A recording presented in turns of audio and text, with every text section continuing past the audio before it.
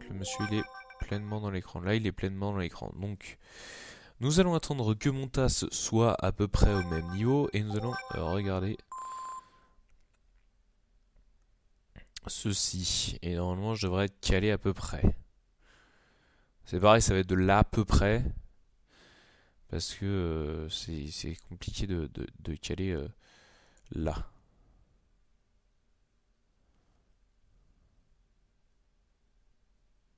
Ouais, on est à peu près bon. C'est à peu près ça.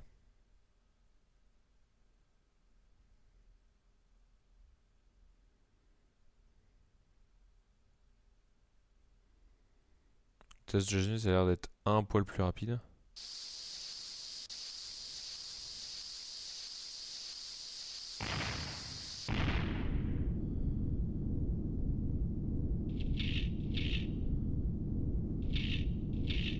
Bien.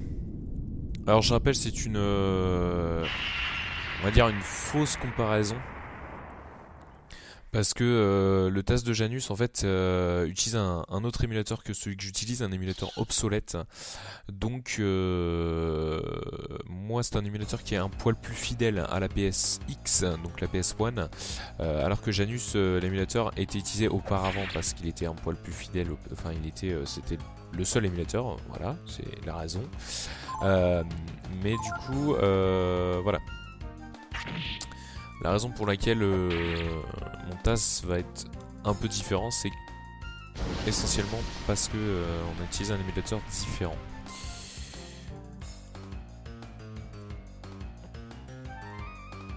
Donc si vous voyez qu'il a de l'avance, c'est plus ou moins normal.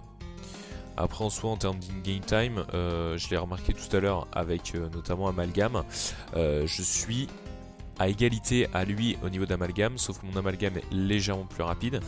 Donc a priori, normalement, je devrais être devant lui en in-game time, pardon. En RTA, je ne sais pas trop.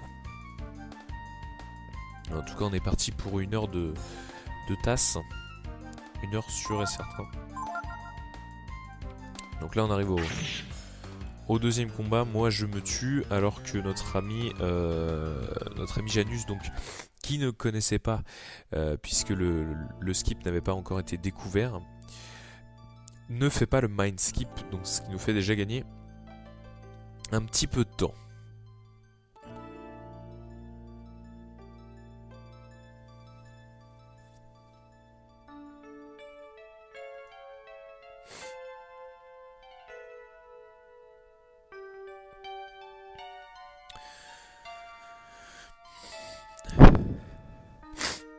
Donc moi là on voit clairement que mon wagon est actuellement en train de partir alors que Janus n'est pas encore évanoui de la mine, donc là est le premier gain de temps que l'on a par rapport au TAS précédent. La cage que l'on doit bouger jusqu'au moment où le chauffeur se retourne. Une fois que le chauffeur est retourné, on n'a plus besoin de toucher au bouton et la cage continue de tourner et tombe toute seule. Et donc là on va avoir une grosse phase de dialogue avec notamment la découverte des deux protagonistes qu'on va diriger sur la première heure de jeu, qui sont donc Rei et Typo. Et donc sur le TAS, on va essentiellement utiliser Rei, qui va être le personnage le plus puissant. Typo qui va être le deuxième personnage qu'on va utiliser le plus, puisque il va nous aider grandement quand on sera au manoir. Je vous expliquerai ça un petit peu plus loin quand on y sera. Et donc nous voici à Walpé, dans la nature, attaqué par des loups. Donc évidemment Rei va venir nous sauver. Et voilà.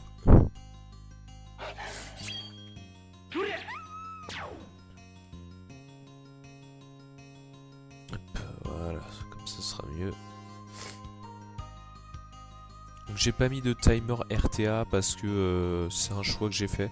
Parce que je le ferai peut-être plus tard. Je ferai vraiment le timer RTA quand je ferai l'ensemble du TAS, je pense. Mais en l'état actuel des choses, je vais plutôt prendre du in-game time et je regarderai éventuellement les vidéos pour me donner une idée approximative du temps que je mets. Donc là, Rei a pitié de nous, donc il décide de prendre Ryu avec lui. Je vais diminuer un petit peu le son pour qu'on puisse m'entendre quand même au micro. Donc Rei décide de prendre Ryu avec lui parce que voilà, il l'a trouvé dans la nature, orphelin, à Walpé, donc pour éviter de le laisser comme repas aux loups-garous, aux loups et autres créatures que l'on peut trouver dans cette forêt. Il décide de le prendre avec lui et de le ramener à la maison. Et voilà le début de notre aventure dans Breath of Fire 3, avec donc la découverte de ce personnage de Typo qu'on va avoir sur cette première heure de jeu et qui va être utile qu'une seule fois du coup pour cette run. Pour ce task, puisqu'effectivement alors il est utile en speedrun et il a été utile sur mon task précédent puisque je l'ai fortement utilisé notamment sur Nu 2 je crois et sur Rocky, puisque il a alors il faut savoir que Typo est un magicien, donc il utilise des techniques de magie tout comme Nina que l'on va voir un peu plus tard dans le TAS, et on a la technique flair au départ qui permet de faire des dégâts de feu, des dégâts qui peuvent varier ça dépend des ennemis aussi, ça dépend de leur défense, etc. Mais en général on tourne dans les environs de on va dire, pour avoir une fourchette assez large, de 15 à 28 à peu près. Donc voilà. Là on a un protagoniste qu'on ne connaît pas actuellement, qui nous dit au départ qu'on est similaire à lui et que les humains sont pathétiques et inutiles. Et une deuxième personne arrive, pareil on ne connaît pas cette personne, qui ressemble fortement à une fée et donc qui dit uniquement notre prénom. Donc on ne sait vraiment pas ce qui se passe et quoi qu'est-ce.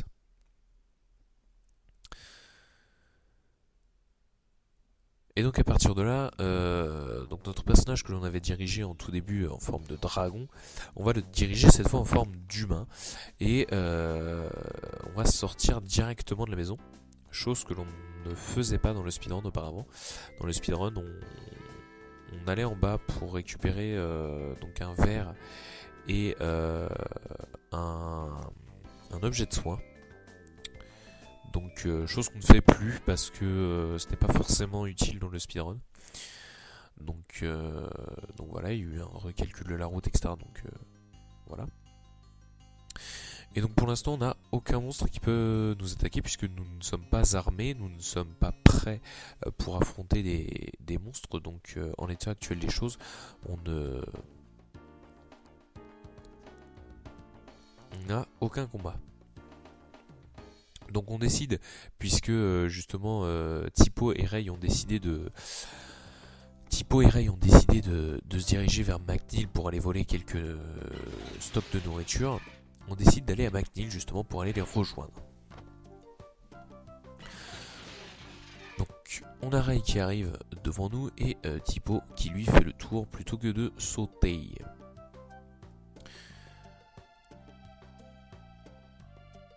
Donc c'est là que ça fixe un petit peu le début de cette histoire où on a donc ces trois personnages, Ryu, Typo et Rei, qui justement n'ont pas à manger et souhaitent manger. Donc pour subvenir à leurs besoins, ils décident de voler et ils volent essentiellement chez les gens de McNeil, qui est donc la ville principale de ce début de jeu, et ou alors d'aller justement sur la route qu'on va découvrir d'ici quelques instants, sur la route Hyrule Road, qui est donc la route où ils peuvent aussi donc subvenir à leurs besoins en arrêtant les touristes qui passent par là afin de leur voler quelques nourritures.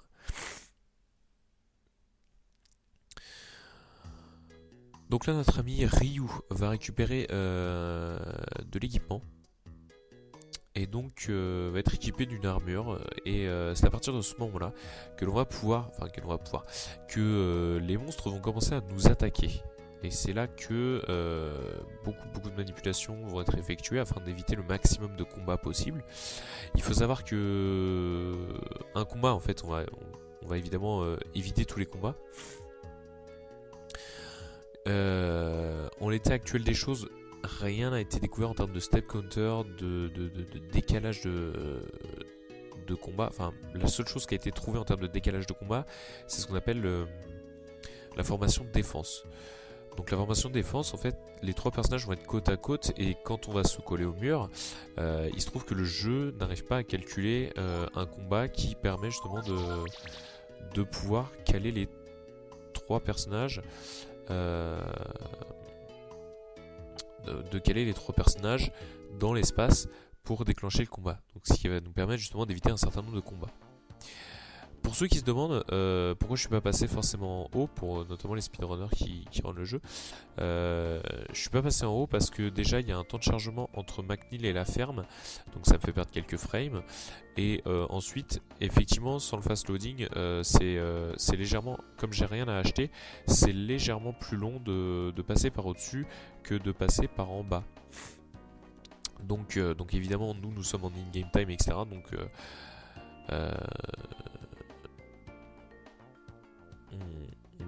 je décide de descendre par le bas pour que ce soit légèrement plus rapide.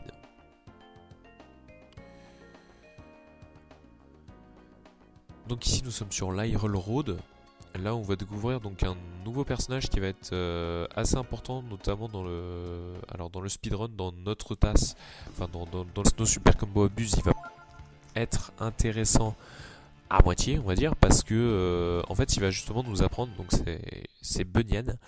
Bunyan va nous apprendre le super combo, qui va être une technique qu'on va utiliser peut-être une ou deux fois dans le TAS, pas plus, parce qu'on a fait le choix sur ce TAS justement de ne pas utiliser le super combo, afin que ce soit un peu plus intéressant à regarder, plutôt que justement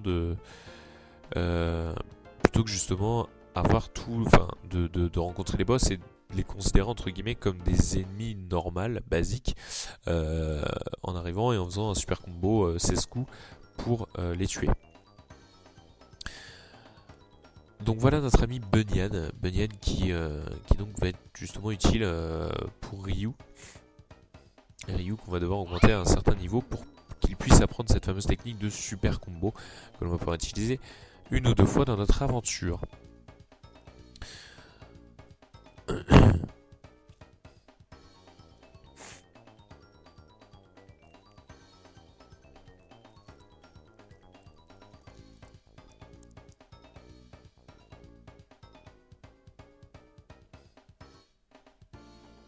Alors après la Hyrule Road, on va avoir un suivi de la route du speedrun.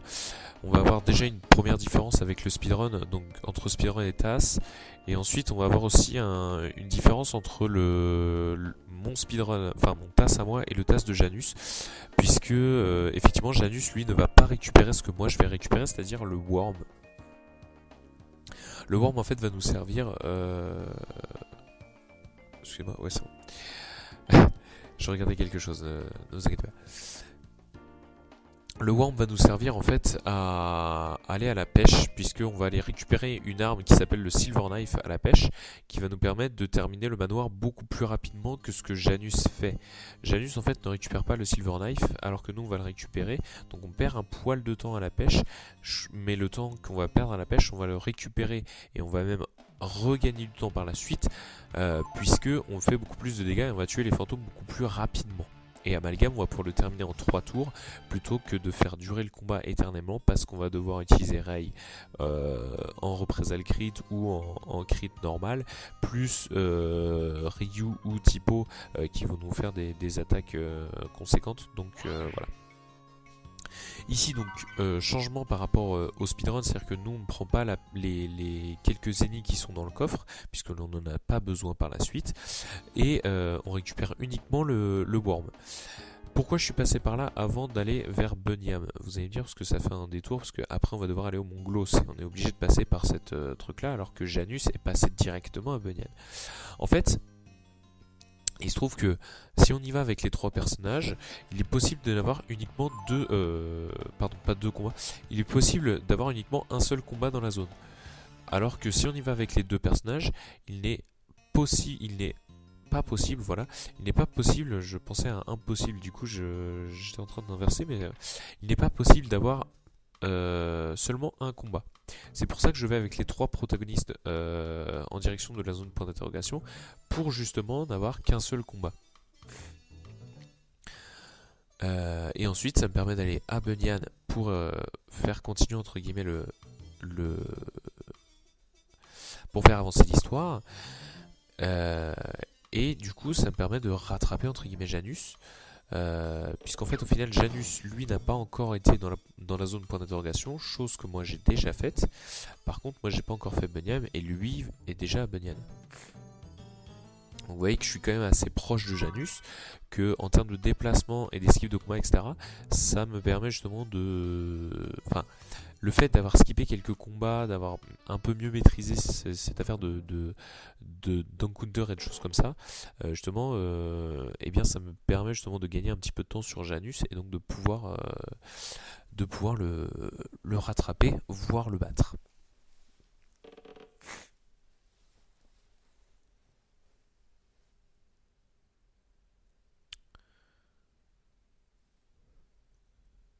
Donc Janus là va arriver à un mini-jeu que moi je vais faire aussi juste après. C'est un mini-jeu qui consiste tout simplement à couper des bûches de bois. Donc c'est un mini-jeu enfin, que ce soit Janus ou que ce soit moi, on s'est amusé évidemment à le faire en entier. Mais il faut savoir que ce mini-jeu nécessite uniquement de couper 16 bûches de bois, donc non nécessaire de le faire en entier comme on l'a fait.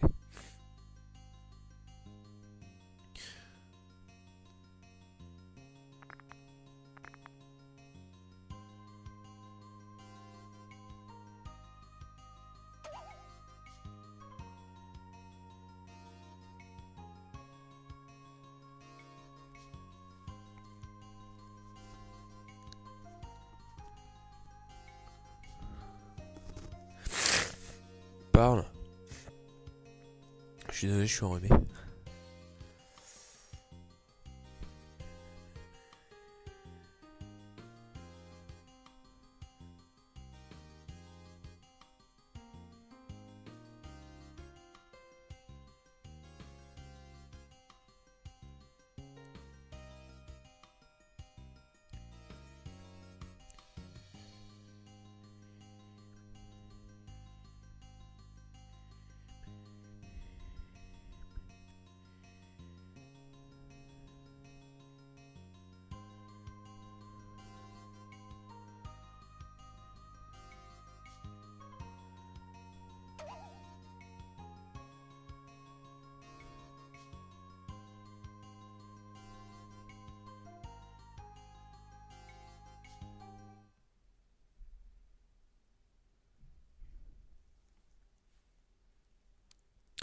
Donc là Janus est en train de couper du bois.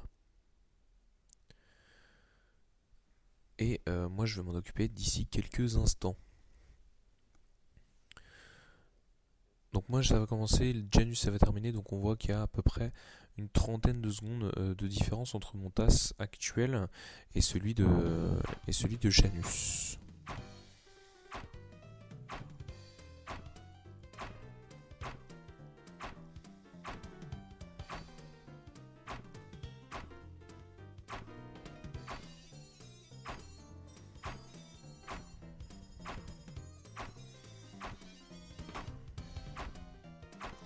Ouais, c'est un peu du fast loading du coup, son émulateur.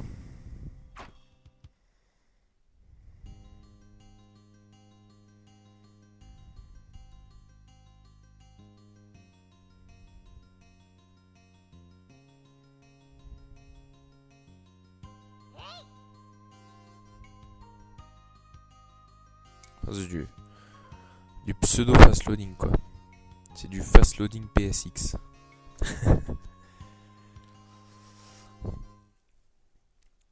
Donc ici obligé de se taper un combat après de chez Benyam.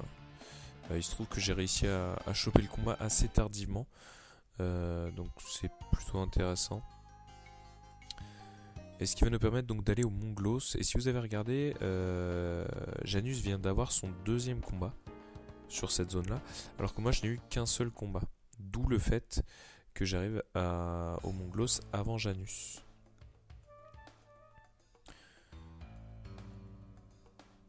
Sur le Mont Glos, on est obligé à l'extérieur d'avoir deux combats.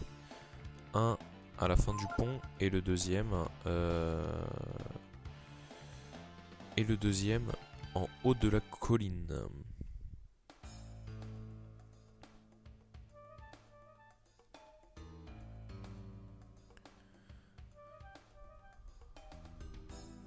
Alors ici le marché c'est pareil, il est possible je pense de gagner pareil encore un peu de temps ici, mais c'est pas dramatique en soi. Il est possible de gagner un peu de temps en courant un peu plus en courant un peu plus tôt, de façon à avoir le combat un peu plus tôt, et ça nous aurait permis de gagner quelques frames parce que voilà. Après j'ai pas testé en soi, c'est une hypothèse, mais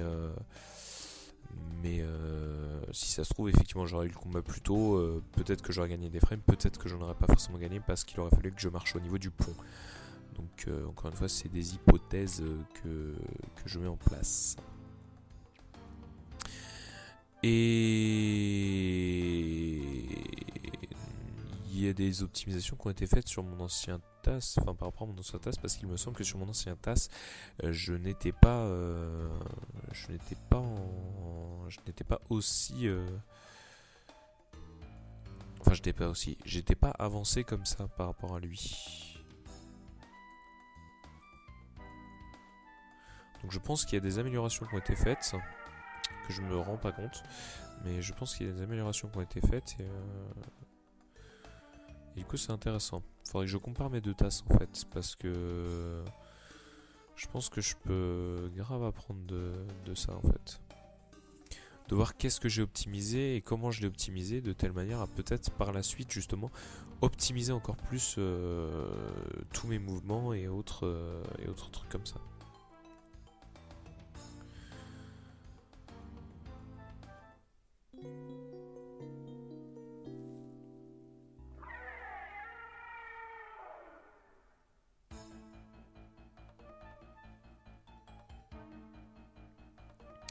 On va arriver sur le premier boss du jeu qui est donc Nu. Nu qui est donc une référence à la mythologie grecque, je crois.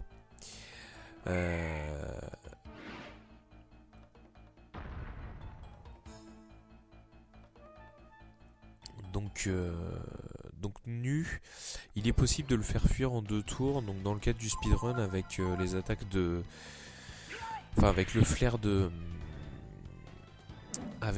notre ami Tipo et les attaques de Ryu, il est possible donc avec une attaque normale de Rei plus une attaque de plus un crit de Rei au deuxième tour de le faire fuir. Dans notre cas en tasse, il n'est pas possible de faire une attaque normale de Rei puis un crit de Rei, ou alors il faut une attaque normale suffisamment puissante pour pouvoir faire un crit pareil suffisamment puissante au deuxième tour afin de pouvoir justement le tuer avec une attaque normale et un crit. Donc ici vous avez pu voir que Janus marchait alors que moi je passe sur le côté, donc avec cette fameuse formation défense qui me permet justement d'esquiver tous les combats qui se trouvent sur le côté et d'avoir le combat le plus tardivement possible, ce qui va me permettre d'esquiver un combat avant Nu. Donc ça me fait un combat en moins par rapport à Janus, donc ce qui va me permettre de gagner un petit peu de temps par rapport à lui. Et on récupère évidemment les 200 zéniths par ici.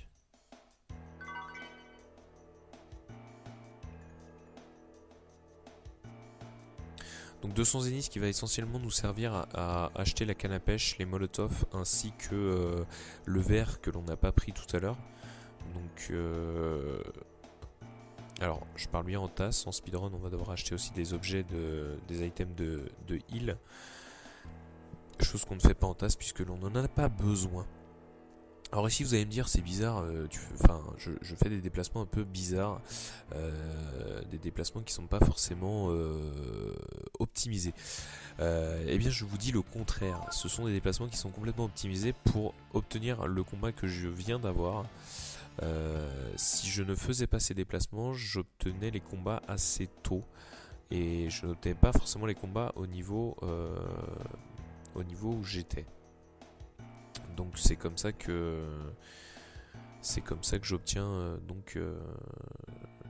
ce fameux combat en moins, puisque j'obtiens le combat assez tardivement, enfin le deuxième combat assez tardivement, et du coup je vais arriver face à Nu avant ou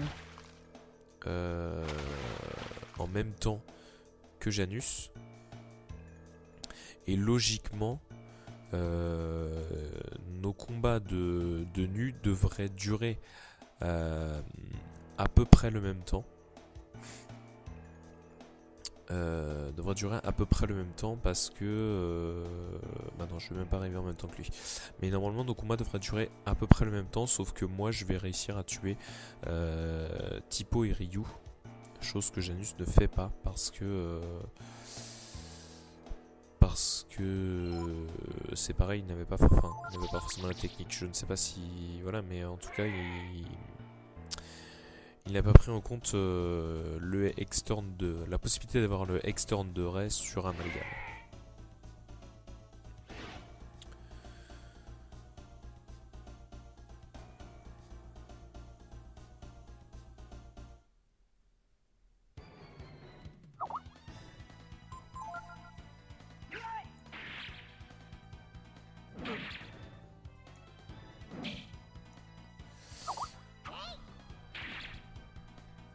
Alors désolé pour les bruits de... Donc là en fait mes deux personnages, donc Ryu et Typo, Ryu et Typo vont mourir à coup de représailles bien avant le jolt. Et Ray va uniquement faire des criticals. Donc il va se prendre uniquement des criticals, il va se prendre 4 criticals. 3 criticals et un coup normal. Ce qui va me permettre à Ray de passer au niveau 6. Et donc par la suite d'obtenir donc son niveau 7 au niveau de push. Pour justement pouvoir obtenir le fameux X-Turn sur Amalgam. X-Turn qui va nous servir grandement puisque ça va nous permettre de tuer Amalgam en 3 tours. 3 tours rapides plutôt que de tuer Amalgam en moult tours. Donc là va y avoir la fameuse grosse différence entre mon TAS et le TAS de Janus, c'est que moi je vais partir en direction de la pêche, alors que Janus va partir lui direction le manoir directement. Donc c'est là où il va y avoir la grosse différence, puisqu'effectivement moi je vais aller chercher une nouvelle arme pour finir le manoir beaucoup plus rapidement, alors que lui va plutôt partir vers le manoir directement, mais va devoir faire des combats beaucoup plus longs et beaucoup plus difficiles à manipuler, puisque il n'a pas forcément les dégâts nécessaires.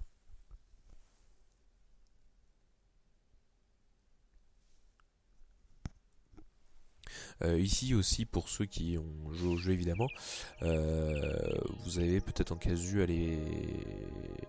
été voir derrière ce qui se passe Nu. Il se trouve qu'en speedrun, en fait, si vous ne parlez pas à Nu, enfin si vous n'allez pas voir ce qui se passe derrière, en fait vous avez toute une cinématique avec Bunyan qui n'apparaît pas, et ce qui fait que ça fait gagner pas mal de temps puisqu'il n'y a pas tous ces dialogues qui apparaissent. Donc c'est pour ça qu'on ne va pas voir ce qui se passe derrière Nu, que ce soit en tasse ou en speedrun. C'est pour ça.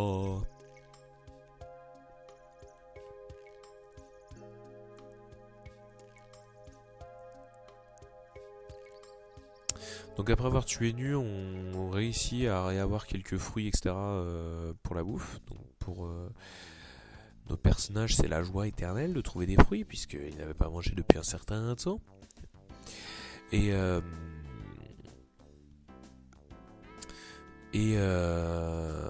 Tipo, bien malin comme il avait été au village et il a dit les gars, on va faire un tour au village, vous allez voir, c'est trop génial. Et du coup, Tipo essaye de convaincre Ray d'aller au village pour aller voir les gens du village, pour leur dire les gars, c'est nous qui avons tué la bestiole dans la montagne parce que c'est elle qui nous faisait chier.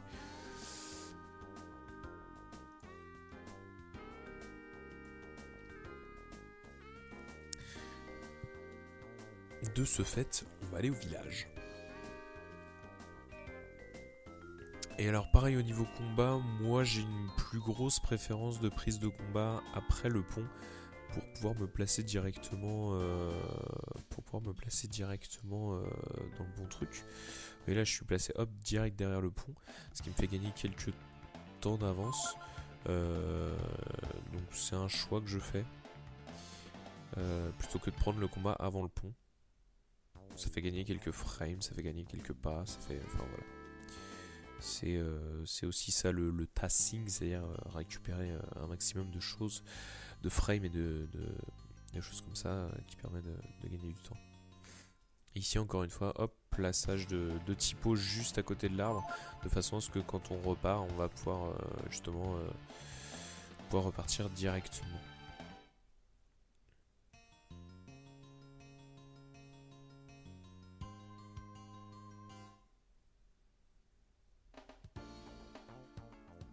Au final, j'ai pas forcément l'impression d'être si en retard que ça par rapport à mon ancien tasse. Mon ancien tasse, j'ai l'impression d'être plus en retard que ça par rapport au tasse de Janus. Et là, j'ai pas l'impression d'être si en retard que ça en fait. Donc là, Ryu, Tipo et Rei se dirigent vers le village pour annoncer aux gens qu'effectivement ce sont eux qui ont éliminé le monstre. Enfin pour valider, puisque Bonniam s'en est chargé en expliquant aux gens qu'effectivement ce sont Ryu, Tipo et Rei qui sont partis en direction du Mont Glos pour se débarrasser de Nu. Et donc Ryu, Tipo et Rei sont partis au village pour leur dire oui, effectivement, ce sont nous qui avons tué cette bestiole-là et vous pouvez cultiver sans aucun souci. Philosophie.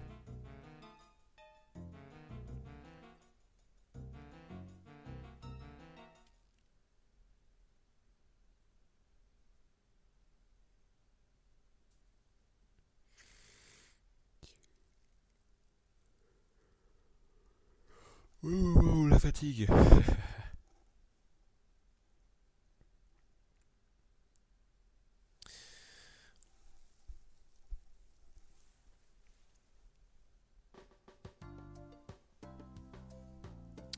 Donc là, le village tout entier,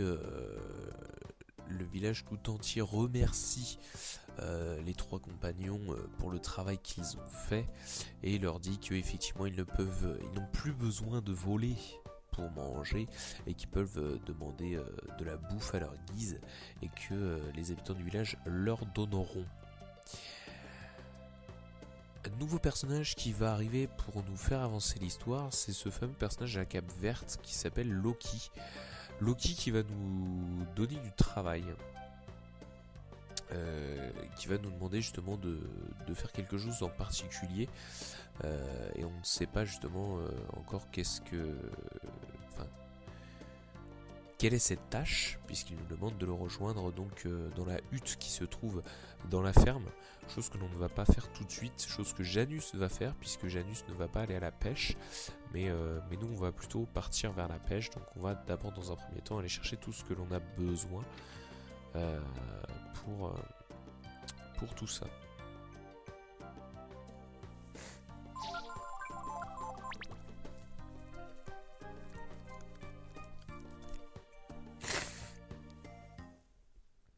Alors pareil, je pars sur la droite parce que c'est un poil plus rapide, je sais plus, j'ai fait le calcul des frames, ça fait gagner un peu de frames. Et nous arrivons donc à un fameux spot de pêche. Donc là, vous allez voir que ces spots de pêche sont optimisés aux petits oignons, puisque j'ai vraiment pris le temps de tester chaque truc, de prendre le temps de voir où est-ce qu'il y avait les poissons, etc. Et donc, voilà. Et donc là, on ramène le premier poisson. Et on va chercher le deuxième poisson qui est encore plus près, qui est juste là. Voilà. Le deuxième poisson. Donc on vient de finir le premier spot de pêche, on va se diriger vers le deuxième spot de pêche. Alors pour se tirer un petit peu la chose, on récupère deux rainbow trout et deux trout, donc deux truites arc-en-ciel et deux truites, pour les échanger à Manio. Manio qui justement est un magasin ambulant, et donc on va justement échanger à Manio deux truites arc-en-ciel ainsi que deux truites pour obtenir les Silver Knife qui vont justement nous aider par la suite dans le manoir.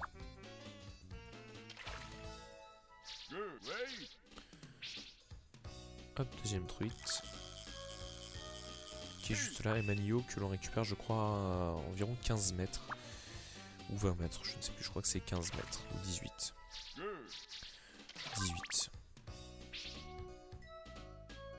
Même pas, on le récupère à 12 mètres. Bah ouais, vous voyez, j'étais large.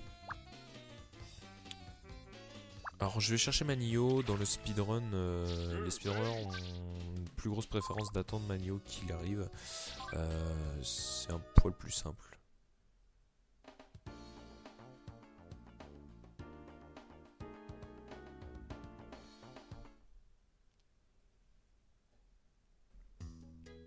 Alors je vais à la ferme maintenant pour continuer l'histoire justement et parler à Loki.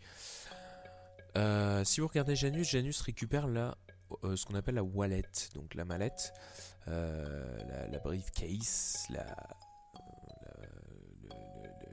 sac de voyage, voilà, qui donne aux gardes et qui justement permet d'avancer. Chose que moi je ne vais pas faire, puisque y a un skip qu'on appelle le wallet skip, qui est faisable à la manette, hein, évidemment. Et donc je vais effectuer ce skip là, ce qui va me permettre de gagner un petit peu de temps aussi, hein, puisque je n'ai pas besoin de passer tous les protagonistes, tous les personnages qui font la garde. Donc là on arrive vraiment au commencement du décalage. Vous voyez qu'il y a quand même un gros décalage, puisque Janus était là il y a quelques minutes de cela. Moi je ne suis pas encore là, mais je vais y arriver, ne vous inquiétez pas.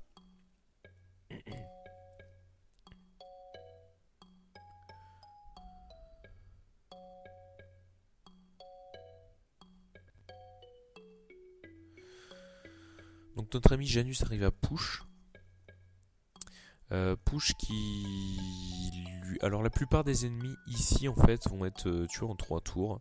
Pour les gros ennemis, je parle pour les gros ennemis, parce que les fantômes vont être tués en un tour ou deux, parce que problème de manipulation. Mais c'est ça aussi les risques du métier, j'ai envie de vous dire. Donc voilà.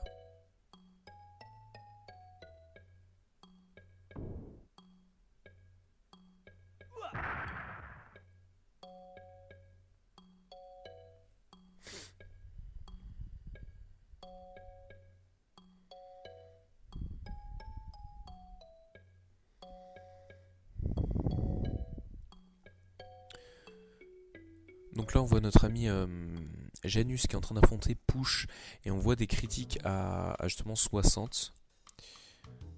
Donc il a dû faire 4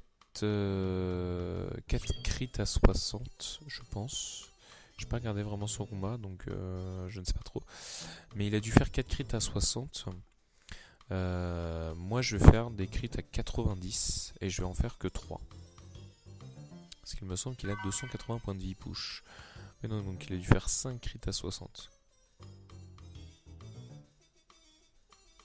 Donc voilà, le wallet skip, on ne récupère pas la wallet, on passe devant le garde, on se met juste là, et là, on passe. Easy peasy. Et on va déclencher la cloche. Donc là c'est le moment du changement de garde. Enfin du changement de garde, de quitter son poste tout simplement. Donc le garde va se barrer. Et alors pour situer un petit peu la chose, donc pour ceux qui n'ont pas forcément suivi l'histoire, en fait Loki, donc qui est le personnage avec la cape verte, nous a demandé d'aller au manoir McNeil et d'aller voler justement le McNeil en fait pour récupérer l'argent, tout l'argent qu'il avait volé. Donc là on a notre ami Janus qui est en train d'affronter Rocky et il utilise des molotovs justement. Il utilise des molotovs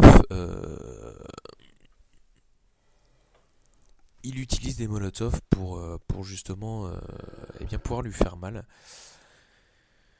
et le tuer assez rapidement.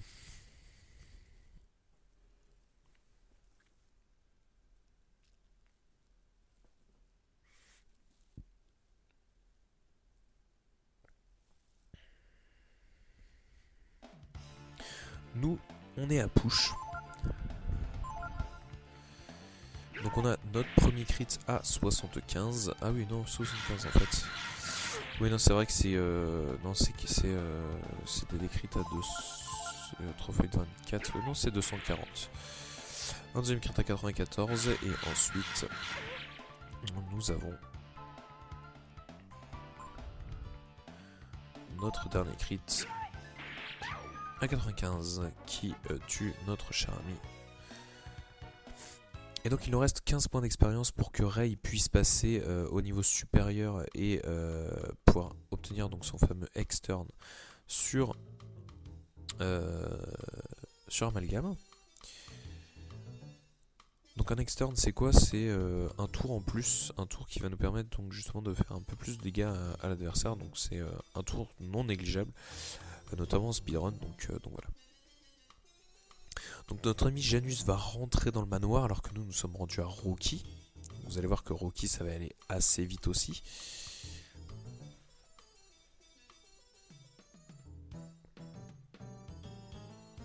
Et normalement on devrait arriver à peu près au même point que Janus justement pour... on devrait arriver au même point que Janus sur son tasse au niveau de Amalgame je pense. Donc ça va se voir je pense incessamment sous peu.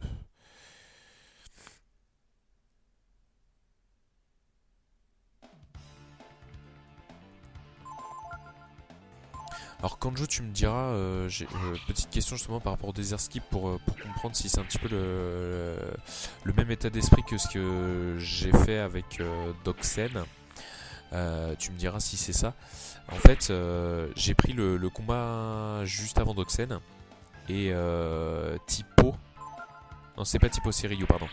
Et Ryu était dans la zone trigger de Doxen. Ce qui fait que quand le combat a fini, ça a déclenché directement la cinématique de Doxen. Est-ce que l'idée du Desert Skip c'est ça, c'est-à-dire avoir un combat et que le personnage que je contrôle se trouve dans la zone trigger de... alors tu me disais c'était la zone trigger de sortie du désert, de zone de désert ou quelque chose comme ça. Donc est-ce que ce serait ça?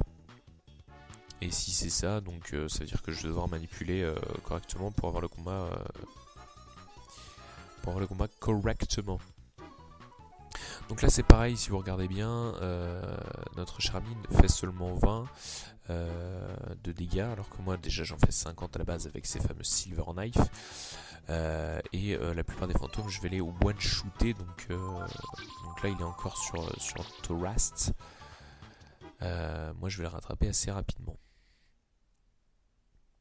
Ah ouais, donc j'ai quand même fait un gros gain de temps sur mon ancien task, parce que pour attraper Janus à ce niveau-là, j'avais galéré sur mon task précédent. Je crois que j'ai jamais redoublé Janus à ce niveau-là, donc ça va être chaud patate. C'est un task que j'ai plutôt bien géré en fait.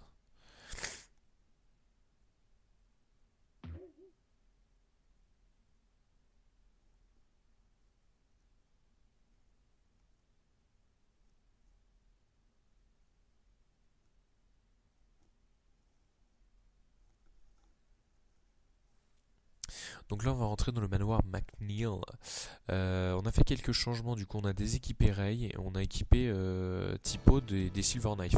Tipo qu'on va utiliser uniquement à ce moment là du jeu, qui va nous servir uniquement à ce moment là du jeu en fait tout simplement, puisqu'il va faire beaucoup plus de dégâts que Ryu.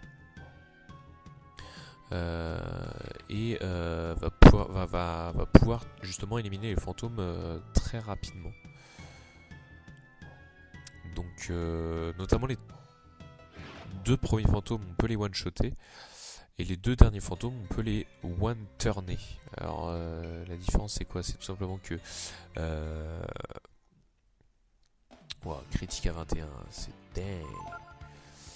Donc là combat obligatoire sur cette zone là, impossible d'esquiver le combat. Donc notre ami Janus vient d'éliminer le deuxième fantôme. Moi je vais arriver sur le premier fantôme que je vais éliminer en un coup, évidemment. Deuxième fantôme que je vais éliminer aussi en un coup. Le troisième en deux coups. Alors malheureusement voilà, le troisième je n'ai pas réussi à trouver des frames de crit suffisamment intéressantes. Donc en fait je suis parti sur un autre état d'esprit justement pour tuer ce fantôme. Donc voilà, élimination du premier fantôme en un seul tour.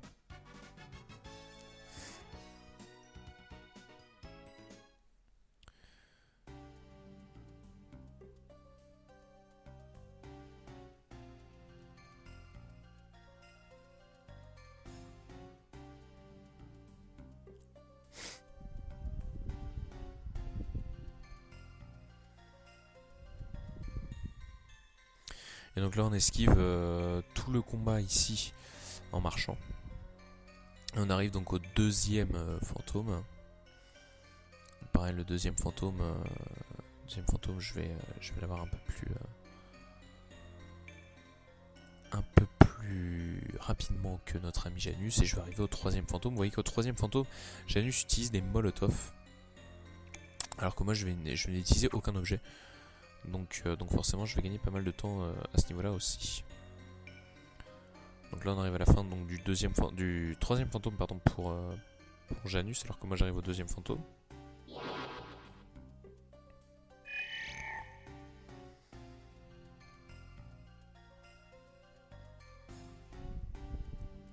Là où Janus en fait, et c'est là la différence entre nos deux émulateurs, c'est que son émulateur à lui gagne du temps sur les phases de dialogue, alors que moi je gagne du temps sur les phases de combat, puisque mes combats sont un peu plus optimisés que Janus.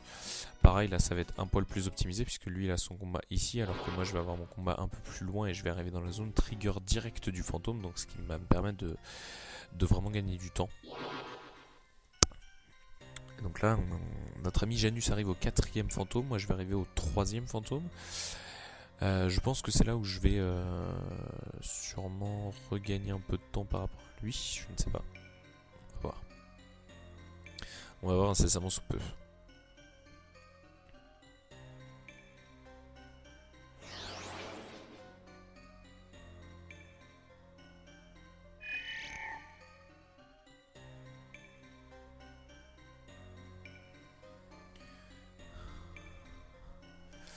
Donc la quatrième combat débuté pour notre ami Janus.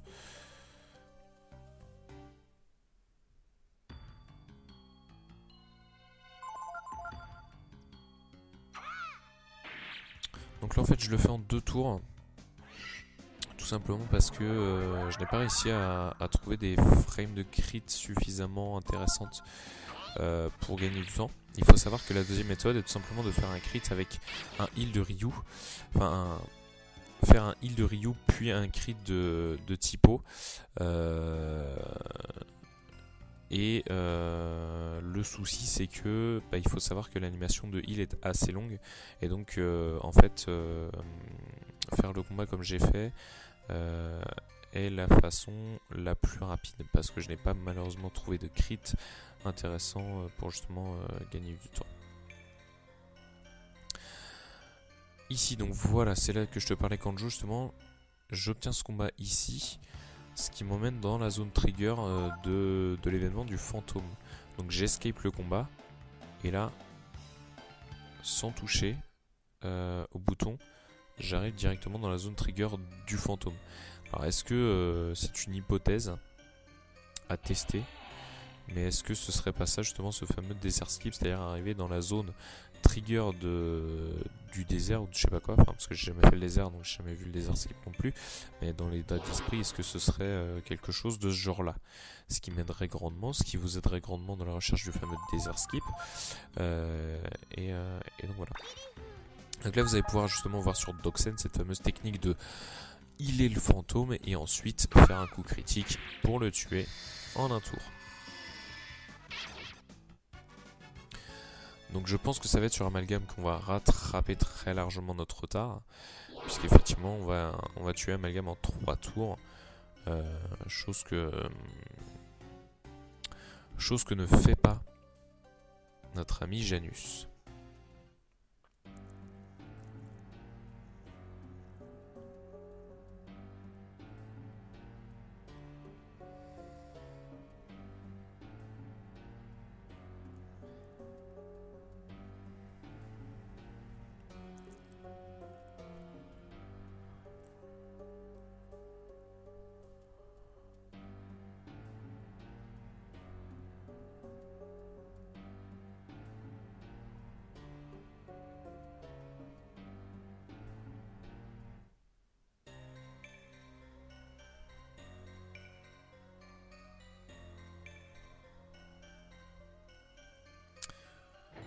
Donc Janus vient de récupérer le grappin qui va permettre justement de pouvoir aller de l'autre côté. Et moi j'arrive au niveau du toit.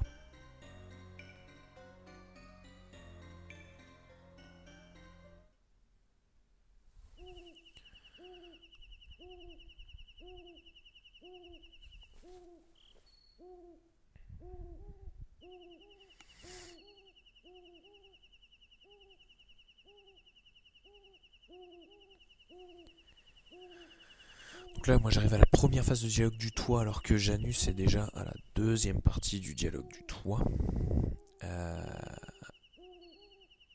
Donc c'est vrai que, en fait, comme il y a pas mal de dialogue, Janus gagne pas mal de temps là-dessus, alors que moi je ne vais pas avoir de dialogue. Enfin, justement, je perds un peu de, je perds un peu de temps sur ces phases de dialogue, mais donc là j'ai choisi de prendre ce combat là parce que c'était le combat qui me permettait de faire avancer légèrement Thibaut. Les autres combats n'étaient pas forcément les plus intéressants à prendre, donc voilà. Puisqu'il me permet de courir jusqu'au grappin, donc voilà.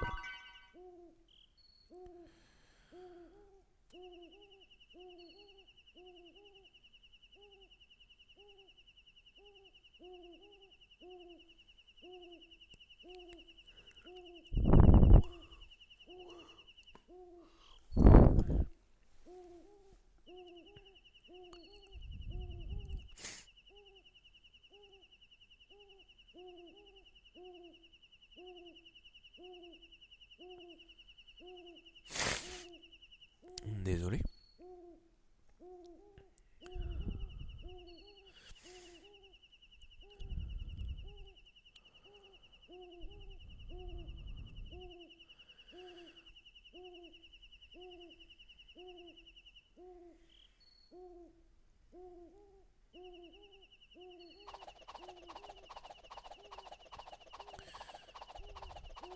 Donc là, si vous regardez à Amalgam, si vous avez regardé sur le task de Janus, il est à 0,50 in-game time. Vous allez voir que moi je suis aussi à 0,50 in-game time, même si effectivement on n'est pas rendu au même endroit au niveau RTA. Au niveau in-game time, on est au même endroit. Donc au final, effectivement, la pêche ne permet pas forcément d'être plus rapide jusqu'à Amalgam. Mais le truc, c'est que vous allez voir que le combat de Amalgam que je vais faire et le combat de Amalgam que notre ami Janus va faire, ça va être totalement différent.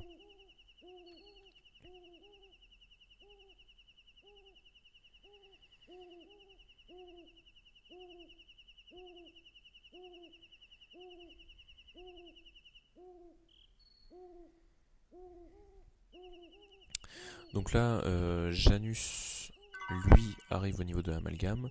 Moi, je récupère la Broadsword et je prends ce combat-là parce que c'est le combat qui me permet de placer Ryu quasiment face aux marches. Donc ça me permet d'éviter de faire un petit mouvement de côté et donc de gagner un poil de temps.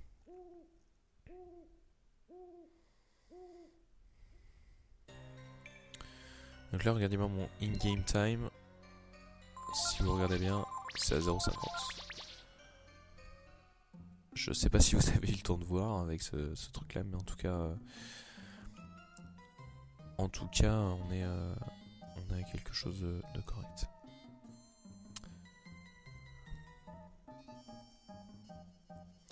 Donc on voit que Janus manipule quand même extrêmement pour obtenir le maximum de critical ou de représailles. Il travaille essentiellement avec des critical.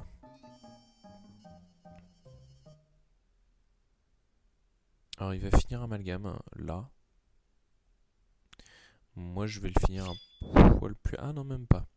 Je vais le finir un poil plus rapidement. Je pense que quand il va finir, moi je vais commencer. C'est pas dit. Non, voilà, il finit amalgame. Je n'ai pas encore commencé amalgame. Donc voilà. Parce qu'il y a pas mal, encore une fois, il y a pas mal de dialogues. Donc comme l'a dit Kanjo, je pense que les dialogues sont... Alors il y a des chargements rapides qui sont... les chargements sont un peu plus rapides chez Janus. Et les dialogues sont aussi un peu plus rapides que chez moi. Donc du coup, effectivement... Janus gagne du temps là-dessus, alors que moi je ne gagne pas forcément de temps là-dessus, mais à émulateur équivalent, je serais bien en avance par rapport à lui. Enfin, bien en avance. Je sais pas si je serais bien en avance, mais en tout cas, j'aurais un peu d'avance par rapport à lui. Au niveau RTA. Bien sûr.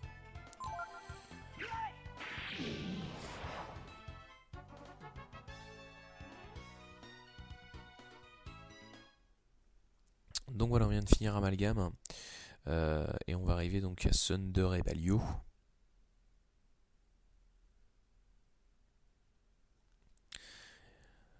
Qui va conclure notre tasse ainsi que notre session de stream d'aujourd'hui en tout cas. Je sais pas si je vais revenir ce soir.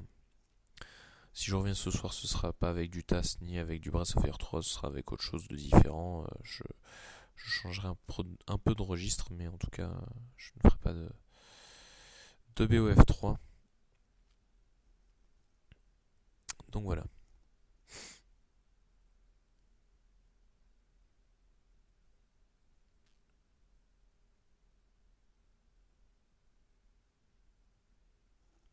Janus repart en direction... Comment j'ai fait pour annuler la charge? Ah, l'assaut, t'appuies sur triangle tout simplement.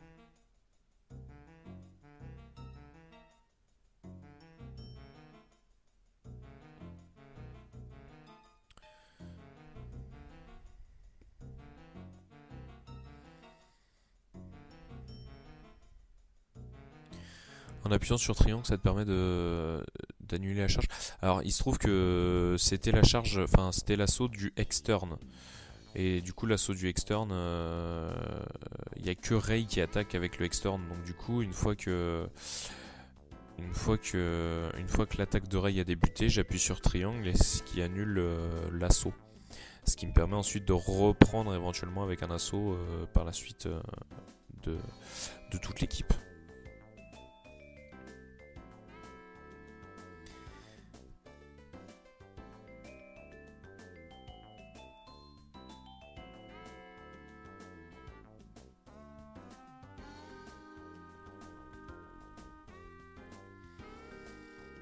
Donc là, pareil, encore une fois, je prends le combat après le pont. Et pareil, on va aller voir Loki pour qu'il nous lise. Chut. Ah, pareil, les tests ont été faits, hein. C'est légèrement plus rapide de passer par en bas plutôt que de passer par en haut au niveau de la ferme. Notre ami Janus est passé par en haut alors que moi je suis passé par en bas. Donc évidemment, ça permet un léger gain de temps.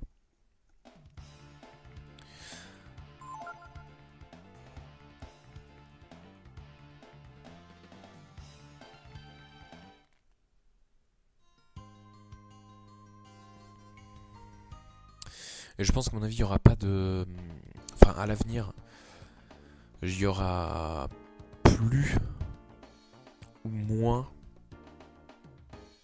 de comparaison entre mon TAS et celui de Janus, parce qu'effectivement Janus utilise un émulateur différent, et avec le décalage qu'il y a entre nos deux TAS, rien que là, hein, en in-game time je le bats totalement, en RTA émulateur équivalent je le bats, mais le problème c'est que voilà, il utilise un émulateur différent, un émulateur qui n'était pas fiable, enfin qui n'est pas fiable à 100% par rapport à la PSX. Moi il est fiable, je vais pas dire à 100%, mais en tout cas il est fiable, un peu plus fiable, pas au niveau PSX, donc c'est vrai que voilà, c'est ça aussi qui rentre en compte, qui rentre en jeu et qui fait que.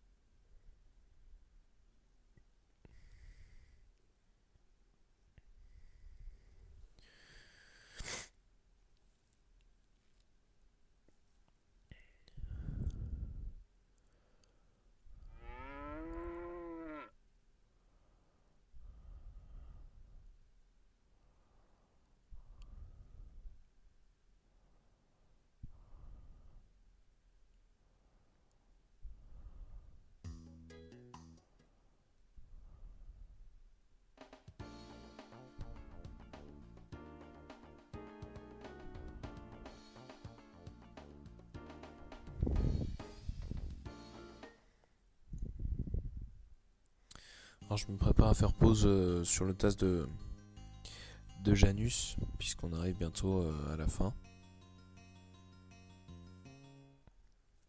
Alors le problème avec Ray, c'est que c'est délicat, parce qu'en fait Ray étant devant, il est difficile de pouvoir le placer au bon endroit, donc j'ai pris ce combat là parce que c'était le combat qui me paraissait le plus adapté. Hop là, voilà, je l'arrête là. Donc pour le TAS de Janus, et mon TAS va s'arrêter incessamment sous peu après cette cinématique et ce combat. Ce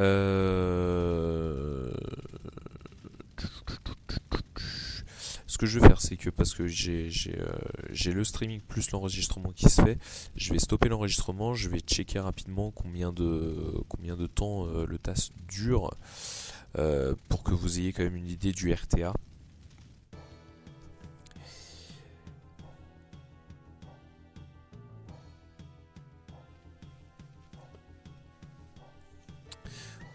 Pour qu'on sache concrètement combien de temps on a gagné par rapport déjà à mon ancien TAS, et combien de temps on est vraiment au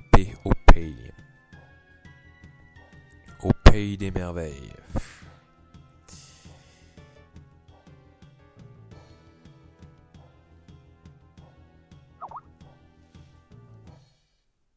Tic.